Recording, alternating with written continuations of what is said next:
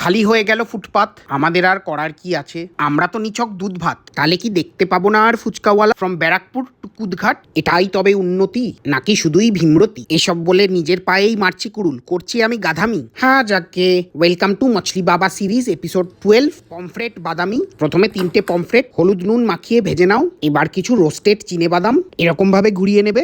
এতদিন ভাবছি কবে তোমার দেখা পাই, ছিল 0% বেকার জীবনটায়।